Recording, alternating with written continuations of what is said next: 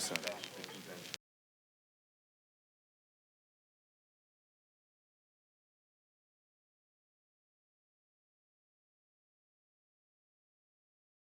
This is Radar. I knew from the moment my hazel eyes met with your ivy green that I was in trouble. Your smile confirmed it. The first time I felt a spark was when my hand met with yours. A warmth filled my body and electrified all of my senses. It took me a week to memorize the pitch of your voice and the roar of your laughter. After a month, I knew your footsteps by heart and could, without a fault, guess when it was you at my door. Years have passed, but I could still pick you out of a crowd of millions. It wouldn't take much effort. I've done it before. Like the time when we went to a concert separately. I walked into the arena, looked up into the stands, and there you were. You're like a needle in a haystack, except for the fact that you'd be the easiest needle to find. I'd spot you instantly. It's almost as if my heart acts as a radar for the coordinates of your location. Beep, beep, beep, beep, beep, beep, beep. There you are, standing tall, ever so confident, ever so unaware of your handsomeness, fully oblivious to the power you hold. Awesome. Awesome. You killed that. That was so fire. Thanks. I don't know. Go. Another episode of Kill the Poet. Young Toledo. We got Koakai over here and our good friend Priscila. We just listened to your poem Radar by Priscila. My first question, are you into like Navy stuff? What inspired the idea for the name of the radar? Was it connected to the heartbeat Yes. aspect? Was it like the got it. Yeah, not Navy related.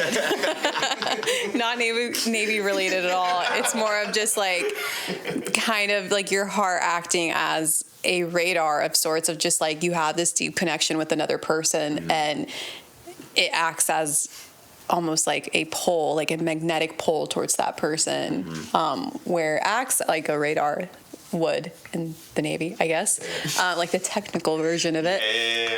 But yeah, just like your heart acts as like a magnetic pull to that person. And that's kind of cool. It's thinking about, your heart beating and sending out a sound and getting a reverberation back, is that not vibes?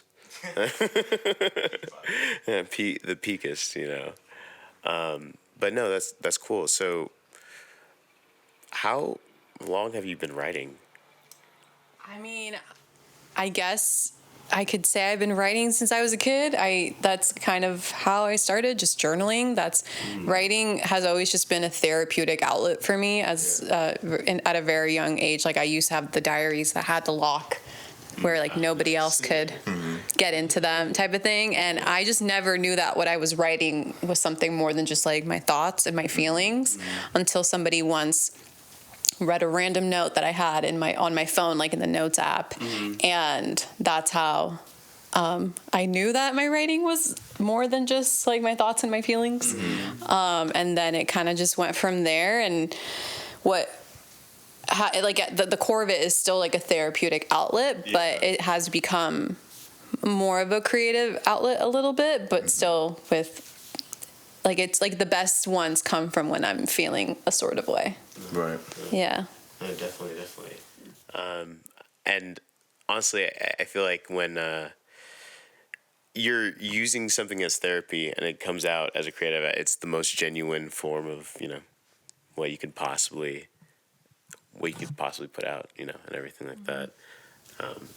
Yeah. Who were some of the this is so funny. Who were some of the first people to give you kind of like a positive feedback or positive like reinforcement when you were writing to get you like keep pushing it? Or like who were the first people that you shared it with, I guess? Yeah, the first person I think I ever shared anything with, her name is Marlene, and she would go to our open mic nights on campus, and I loved her writing and I told her so, and we kind of just like created a bond over that. And we were sitting, like, if anyone's familiar with the Long Beach State campus, we were sitting at the tables on like where the main building is, so like the outdoor tables that they have by like the police building, the union, I don't know, the USU. And I had found a random note in my, because I tend to like just write in my notes app whenever I just like quickly need to get thoughts out. And I was like, oh, I'm gonna show it to her, just because she had been asking me. She was like, you should write, like you should also come to open mic night or whatever. And I would always dismiss it, but I shared it with her and she was like, that's spoken word. I was like, no, it's not. What made you want to like share it? Like, I think deep down, I kind of was hoping that it was more like on a like not conscious level. Like I think deep down I was like I've always loved writing, and creative writing was always my best subject in school.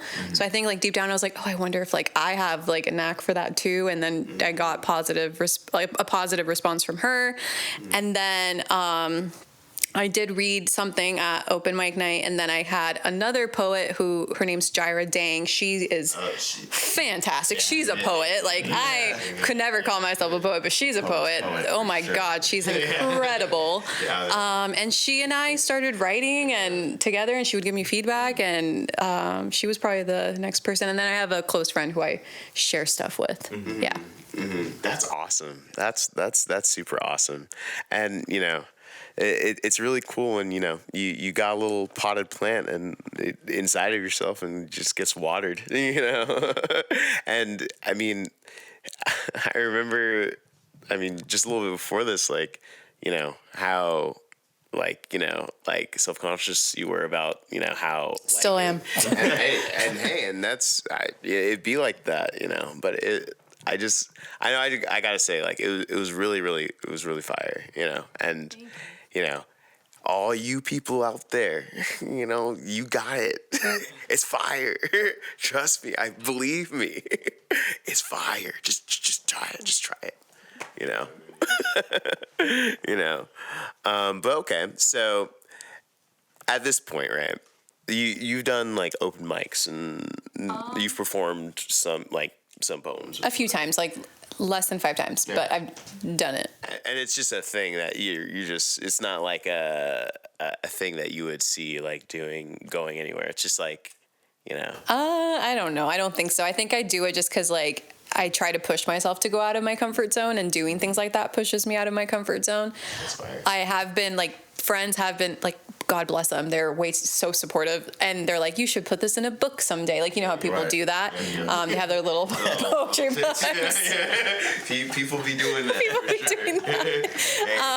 Hey, lessons on repeat by our boy that DJ. Anyway, yeah, I've had friends be super supportive and loving and suggest me doing that one day, but don't think I'll ever do that. But hey, I don't know, maybe a few years from now, maybe I will. Yeah, I mean, hey, like, you know, you start accumulating things, things start to happen, you know.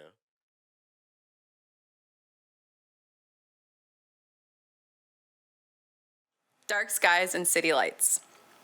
When thoughts get too heavy, she grabs her keys and heads to the canyon. The canyon has endless winding roads that lead to the top of the world. From up above, the city lights are far away enough that the stars are brave enough to shine. On top of the world, the lights glimmer in the distance, a reminder of the souls she's run away from. The only companion on these drives are the songs she knows by heart and the darkness of the canyon that beckons her. She sings to forget the times she feels invisible, and her voice feels like it's drowned out by all of the noise. The songs her heart knows so deeply bring her such comfort that they help her forget the desire for the warm arms of another and the buried loneliness she keeps hidden within a safe in her soul. She sings to drown out the voices that tell her she's just an extra piece of the puzzle, present and eager to fit in, but nonetheless dispensable. And by singing, I really mean screaming, because let's be real. There's only one way to experience the lyrical masterpiece that is Taylor Swift's All Too Well, the 10-minute version.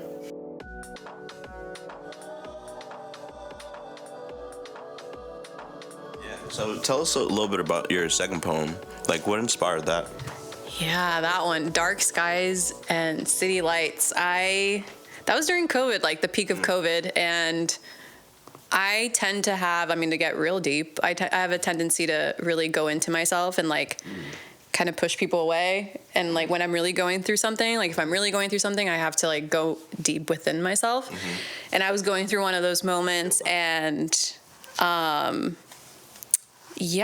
like doing that to yourself usually isn't the healthiest, because it does make you isolated and feel lonely and away from the people that, love you and stuff. So that poem is just kind of describes what I go through. And that drive that the person, me in the poem, is going on is the drive that I go through just back home. Like I just know the streets like the back of my hand, and I know which streets I can go on and drive for forever without, any street lights. And there's something really therapeutic about listening to songs that you know by heart.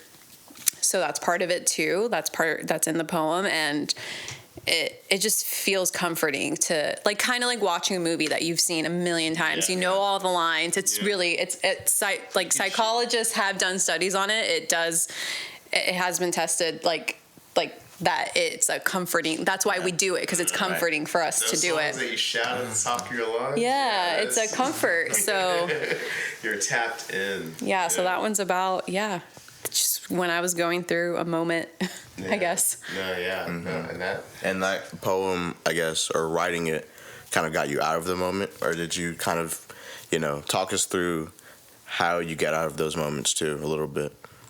Yeah, I think one night, I tend to write all the best ones like really late at night. I think when I like can't sleep and it's just like I'm really too many feelings. And that one, I just was like, I got to put these things down. And I did. And I had just started therapy when I was writing that. And she's always like been really supportive of like whenever I've shared things with her and stuff. Because again, like what I write comes down to like, things I'm going through and therapy, and it's just therapeutic. Shout out to my therapist. Like this is like just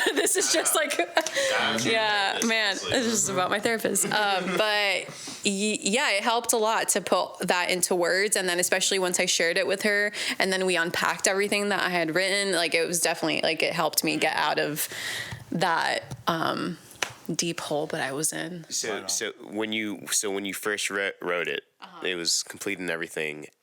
It felt good, but you weren't 100% out of that hole. It wasn't until after you presented it and like went through the lines and everything. That's when. I think it was a process for sure. I think it, it's kind of like healing is a process. You get the I don't know, the scar, not the scar, it doesn't scar for a while, but like you get like the initial injury, right? And then like a few weeks later you get the scar, and then it's like bruised up for a bit and stuff like that. That's kind of what that journey was for me, where I was really going through it, and then I was like, I need to put this into paper. That helps me feel better. Then I shared it. We unpacked it in therapy. And then I felt really proud of what I had written. And I was like, okay, well, this led me to this. And I actually forgot the initial question you asked me. But No, but like it's the process. So it's like initially, you got that, that tissue, the scar tissue and everything like that. You wrote it, and then you presented it to the therapist. You went through it, and then that healing process. In the process, I was like, I was coming out of that, and now I can look back and be like, I'm so much stronger than I was when I first had to write that, because I was going through it. And now I can share it with people because I've come out of that. What's really cool about, writing, especially like from your heart and just dealing with stuff like that, it gets to be a snapshot of a time that, you're at, and then you get to see how far you've come. Like, it's just journey. It's like, dang, I was really going through it. Kind of crazy back then, but now I'm cool. Ish, or cooler. All work in progress. Yeah, 100%. And those that think they're 100% complete, you're in for a rude awakening, honey. It's always good to work on ourselves. All right. So with that, that's been another episode of Kill the Poet. We got Priscilla. Give them your ads. It's just my name. It's just, I guess, Priscila. So there's 3 A's at the end. Yeah. We got. Yeah, Kolokai backwards everywhere. It's me at Young Toledo. Check us out at Kill the Poet. That's it.